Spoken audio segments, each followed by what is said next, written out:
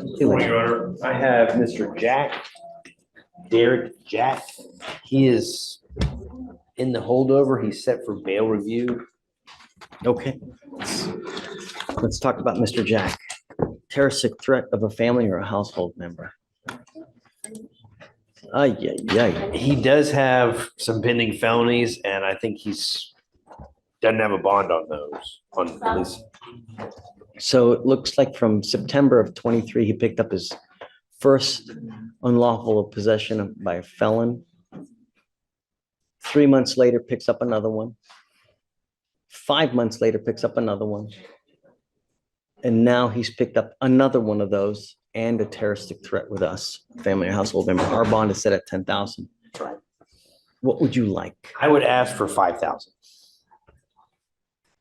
We're going to oppose, Judge. Obviously, this individual should not be he shouldn't be out on bond. He just continuously picks up new cases while being In given a fact, bond. I want to and then- talk to this gentleman to see if we can reach him. So just if you bear with me, I would like to bring him out and talk to him, huh? Please. Madam Bailiff, do you mind bringing someone out, please? A Derek Jack, please. Thanks. Aaron, talk to me. Okay. Just to approach him, it's on an off-docket promotion to sub. Trinidad was conflicted out. I got you. Happy to have you, man. How are you? Great to see you. For this. Hey, Judge, you have a good holiday. Great to see you, Aaron. If you don't mind, while you're waiting for the inmate, can you confirm with Saba that she received that email and they're prepared to file that dismissal? Did you guys get Brock's email by chance? Should come from a lot law on Viegas. Yes, Judge, I dismissed it. Okay, it's been dismissed. Thank you, Your Honor. I'll sign your nollie now. Thank you, Your Honor. You guys have a great Thanksgiving. You too. Take care.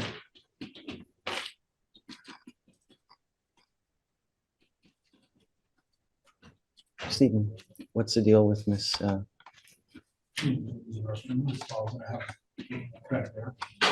got it.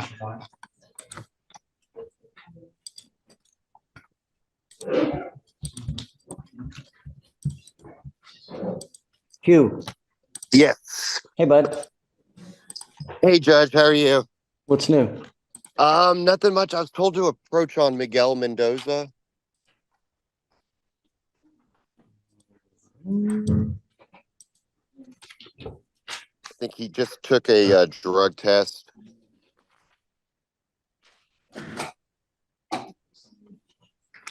Is Mr. Mendoza here? He checked in. Yes. Miguel Mendoza. Even the park one. All right, come up, sir.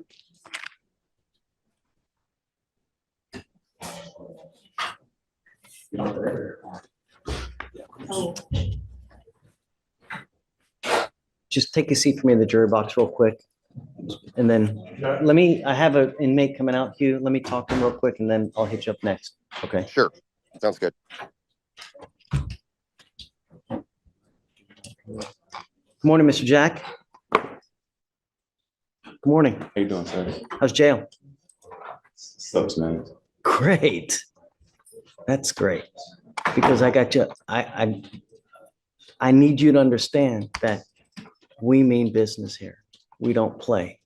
And your lawyer I'm bringing you out because it's your case. You need to understand what's going on, number one. Number two, your lawyer has asked for me to reduce your bond. Your bond now is set at $10,000. I have no idea what happened on your case. The only thing I do know is that September of 23, unlawful possession of a firearm by a felon. December 1st, 23, unlawful possession of a firearm by a felon. 5/29/24, unlawful possession of a firearm by a felon. 11/23/24, unlawful possession of a firearm by a felon and a terroristic threat of a family or household member. You now, with us, are facing up to a year in jail and or a $4,000 fine. We are going to do probable cause. You have the right to remain silent. Anything you say can or will be used against you, sir.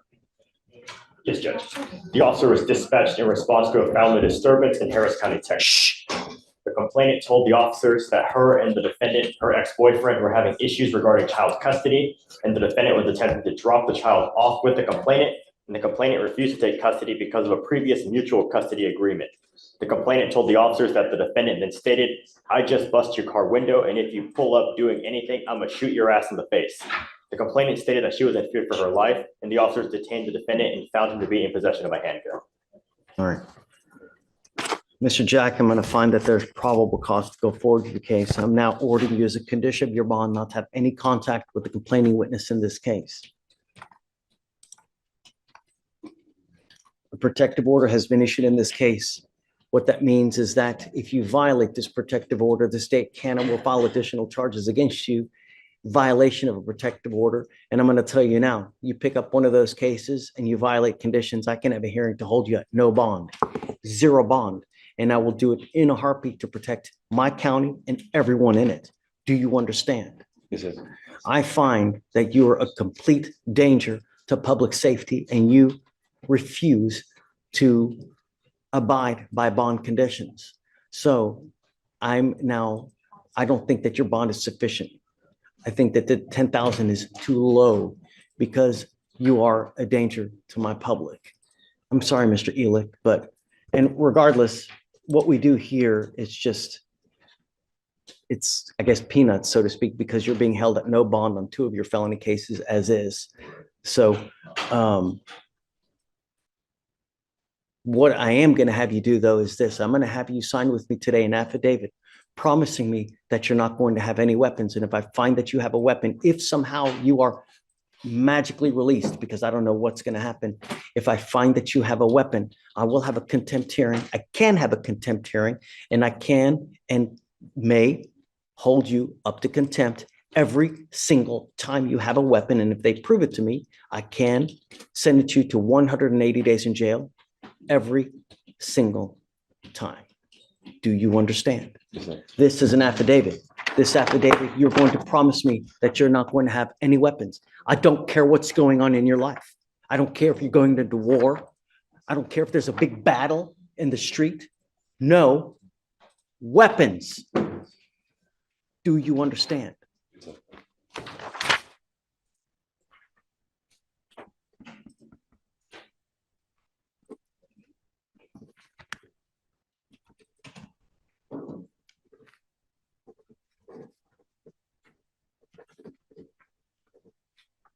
Look how big.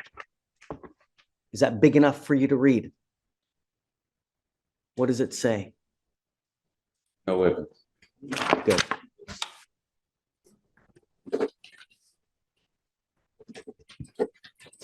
We will have you swear to us that you're not going to have any weapons, and at that time, we'll just have you put back. If you do bond out, I'm going to put a GPS monitor on you, and I will put an exclusion zone so that you're not to go anywhere near the complaining witness in this case. Do you understand? Yes, sir. You know, did we ever explore that order to surrender weapons to the sheriff's office? Did we ever do anything with that?